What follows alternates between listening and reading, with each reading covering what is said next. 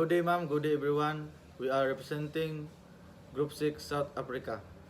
South Africa's colonial history began in 1652 with arrival of Dutch who established a settlement at the Cape of Good Hope under the Dutch East India Company.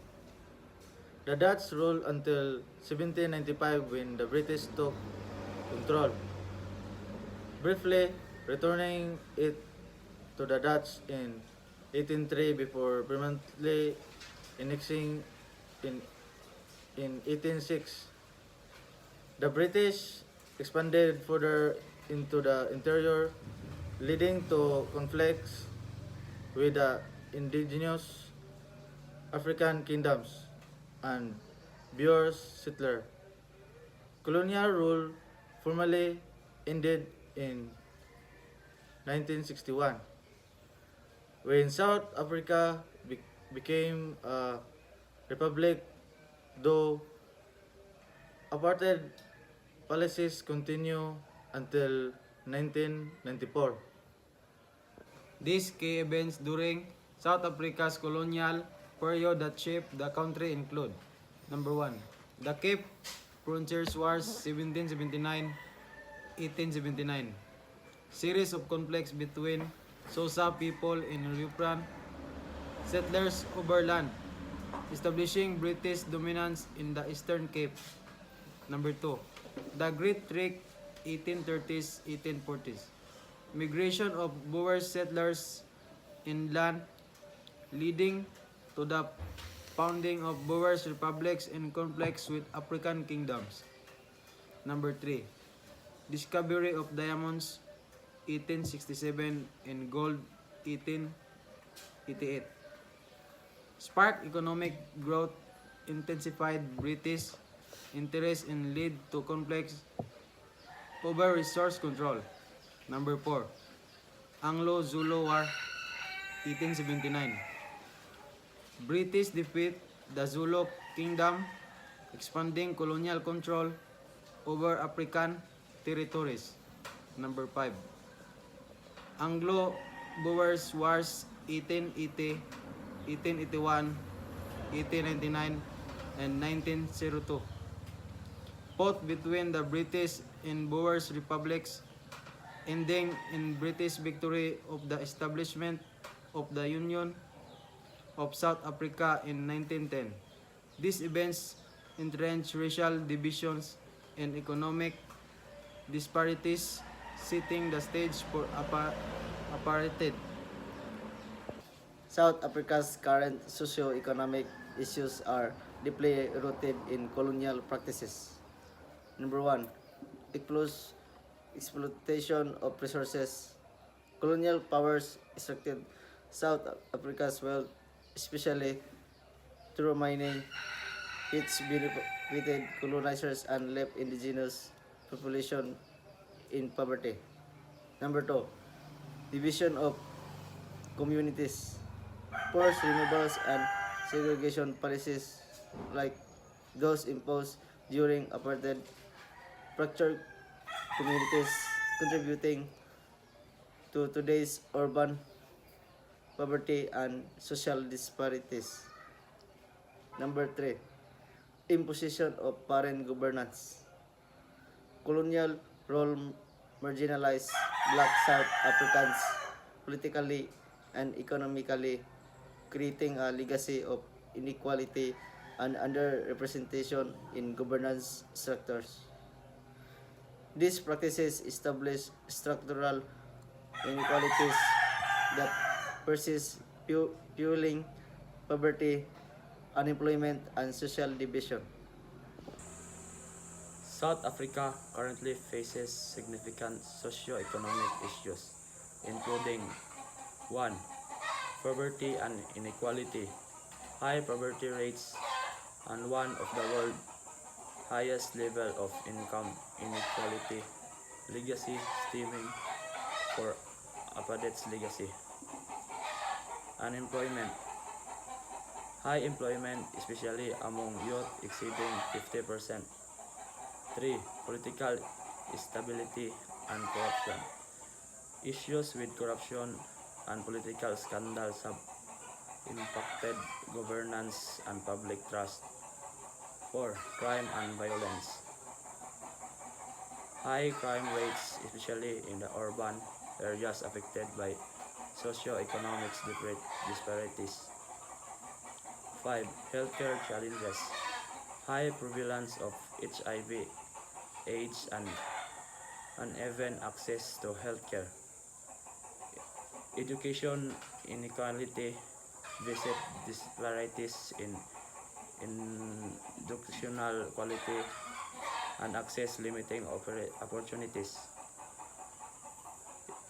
Agency crisis, frequent power outage, lead shedding, affecting the economy and daily life.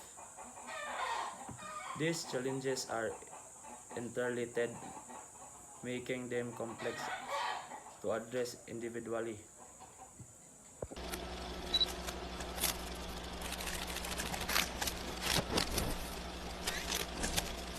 Hello, everyone, and welcome to...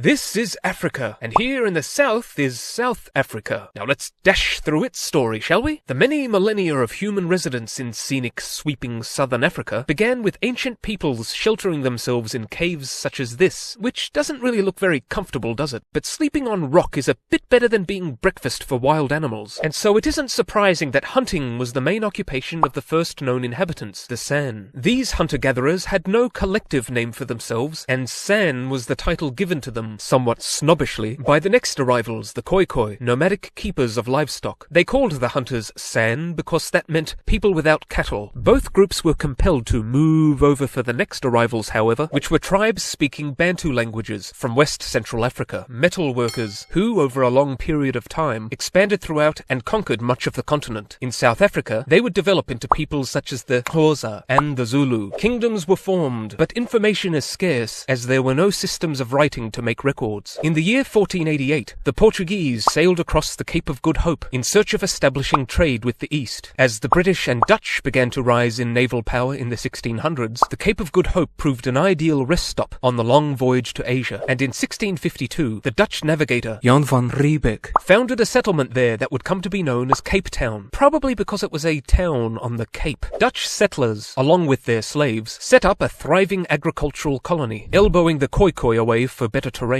The mixed descendants of Asian slaves with Africans or Europeans produced the Cape-coloured ethnic group. As for the Dutch farmers, they became known as Boeren, which is Dutch for farmers. We say Boers in English, but I don't want to bore you with any more linguistic stuff. Basically, many Boers became upset with the way the Dutch East India Company was running the Cape Colony, i.e. caring more for making money than caring for the people making it for them. So Boers began venturing further out into the country to make their own way and not be bound by rankling regulations. The Boers who entered the Eastern Cape region came into conflict with the Xhosa. Then the British came to town. Why? Well, mainly to protect their seafaring route to India. They were prompted towards this course of action after France occupied the Netherlands in 1795. Concerned that France might mess with their maritime monetary matters, Britain began sticking its beak into the Cape Colony and pecking about, and after pecking some more, decided to just take over, which it did officially in 1814. The English language spread. British settlers began arriving, sheep farming expanded, and so did the desire for more land. Like the Dutch before them, the British began fighting the Xhosa, and the turbulence only escalated in what's known as the Mfukane, a time of great upheaval. In the midst of this mayhem stands the figure of Shaka Zulu. He rose to power in 1816 and revamped the Zulu people's military into a formidable force, conquering neighbouring tribes and strengthening his kingdom in a series of campaigns that devastated and severely depopulated the area. He was assassinated by his own half-brothers in 1828. Meanwhile, the Boers were growing dissatisfied with the British administration, which was making massive changes, not only abolishing slavery, but changing every facet of traditional Boer life. The upshot was the Great Trek, where thousands of Boers ventured deep into the interior of southern Africa to carve out self-governing republics for themselves. It was an undertaking beset with hardship, peril, and massacres by the Zulu. Even so, the Boers conquered sizable swathes of land. The 1860s saw the mineral revolution, where mining boomed after gold and diamonds diamonds were discovered, and as a result of this, more land was sought by the British, so they stomped out to get some. The Anglo-Zulu War followed. Britain's initial invasion was repulsed after a Zulu army with 10 times as many troops defeated them, so the British returned with a larger force and crushed the Zulu and took the land. But historically, land is a lot like gold. The more you get, the more you want. Britain wanted more. Remember how the Boers had moved far away to avoid the British? Well, they weren't far away enough anymore. Britain had been gobbling up more and more ground and hungrily eyed the Boer republics, and the tension simmered hotter into a boil, and it was war. The first Boer War's outcome embarrassed the British, who were completely outclassed and thrashed by the Boers. And then, a few years later, the biggest gold field in the world was discovered in the Boer Transvaal state. Masses of people, including many British, began flocking there to dig up riches. Thus was born, very rapidly, the city of Johannesburg. Then the tensions recurred. The many thousands of British workers there were paying taxes, but were not allowed to vote. The president and the Boer population did not want them to have a vote, because they had a hunch the British would vote in Britishness, and thus deprive the Boers of power. The two sides decided to settle their differences in an ostrich race. No, of course not. It was war again. The Second Boer War saw the British, this time, summon troops from around its empire, and while the Boers fought hard and well, Britain's Lord Kitchener and his moustache cooked up a ruthless scorched earth policy to crush them, burning farms and tossing Boer women and children into concentration camps, in which many thousands died. After the relentless British push, the Boers finally surrendered and the war was over. In 1910 we observed the union of South Africa, the joining of the southern African colonies under British rule. In 1913's Native Land Act, native Africans were restricted from acquiring lands outside of designated reserves. After the price of gold declined, black miners were favoured by employers as their wages were smaller, causing white miners to strike, causing Prime Minister Jan Smuts to smash the strikers with thousands of troops and aircraft attacks. In 1934, South Africa gained independence from the United Kingdom, and in 1948 introduced apartheid. What did that mean? The government bundled the population into 4 categories: white, black, coloured and Indian, and enforced the system of segregation to keep the groups separated. Needless to say, the non-white groups were unhappy about the limitations placed upon them in everyday life and employment. In 1951, the African National Congress, or ANC, launched its defiance campaign, protesting the apartheid system. Let's have a quick look at some clips of life in 1950s South Africa. This is also a land of over 12 million people. About 3 million of these are white people of European origin, but more than 9 million are people of dark-skinned races. And the story of South Africa is largely their story. As is the custom, in the early morning, Ngana and his sons will take care of the cattle, the most valued possession of a native family and the measure of its wealth. Outside her hut, Ngana's wife and her children are breakfasting on corn porridge called mealies. The family's possessions are meager but highly prized. Young men seeking a start in life leave the reserves for a few months or years to work under contract in other parts of South Africa. The native farm families have been provided with many features of European life, and their standard of living is much higher than in the native reserves. In many ways, however, the natives are restricted. None can leave the farm without a pass from his employer, but still no one is bound to the land. If a family dislikes life on one farm, it may move on to another. Mining of gold, diamonds, and other minerals is the basis for prosperity in South Africa. It makes city life very different from that on the reserves and farms. Management and technical supervision of the mines is by Europeans. But the labor is performed by natives who've contracted to work for the mining company.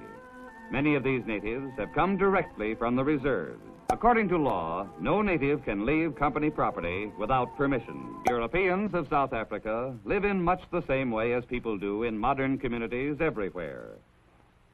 A vigorous community spirit is reflected in the fine schools, the many beautiful churches, handsome apartment buildings, and the attractive stores well stocked with the latest type of goods. The Union has a representative form of government, though white citizens enjoy far greater representation than do the dark-skinned people. It is a land where light and dark-skinned races work side by side to build a secure and prosperous way of life. South Africa is one of our good neighbors in the world family of nations.